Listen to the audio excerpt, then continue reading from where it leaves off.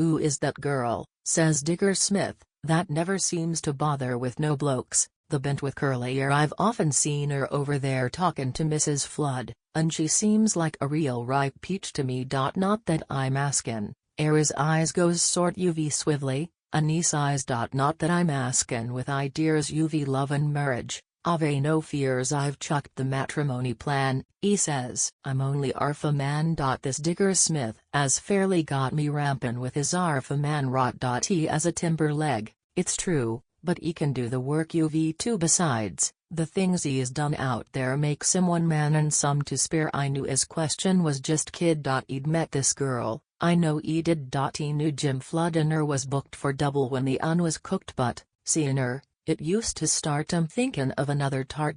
Oh, says I. She is a pearl. I veered she used to be Jim's girl, but she was just a child when Jim got out. She has forgotten him. I knows just what is in his mind, and says, "Wait in, if you're inclined."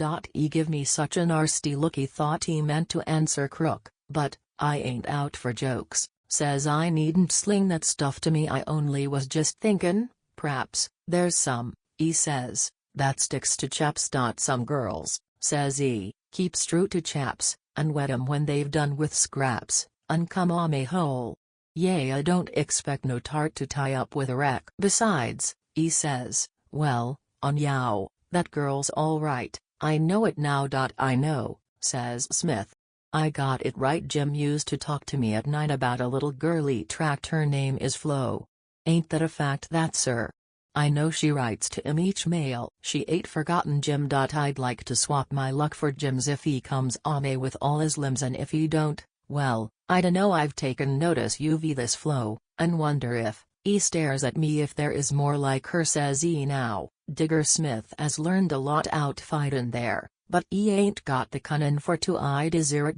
He's too damn honest, for a start. His mind's dead simple. To a friend I've read him through from end to end. I've learned from things he hasn't said just what's been running in his head. I know there is a girl, somewhere, someone who had the ear to care for him when he went to the war. I know all that, and something more. I know that since he came back here he hasn't seen that girl for fear she'd turn him down, give him the bird, and hand him out the frozen word, because he's left a leg in France, and he's afraid to take the chance. Well, not afraid, p'raps, but shook. It's just the form his nerves ave took. Now he's been watchin' Flo and seen her style, and now she's always keen for news UV Jim.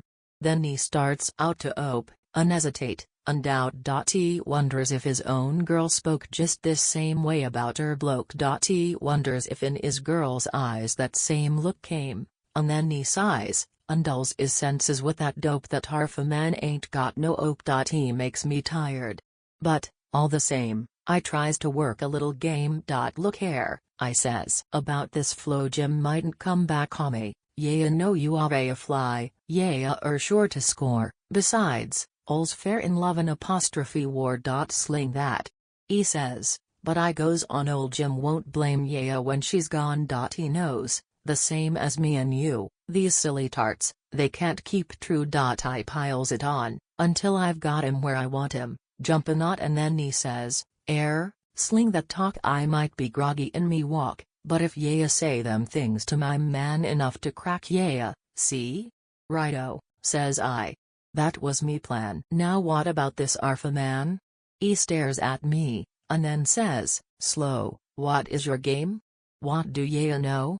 "Nothin'," I tells him, "only this: when there's a white and tart to kiss or only Arfa man, but when there's blokes to fight, 20 men. What tart?" He asks.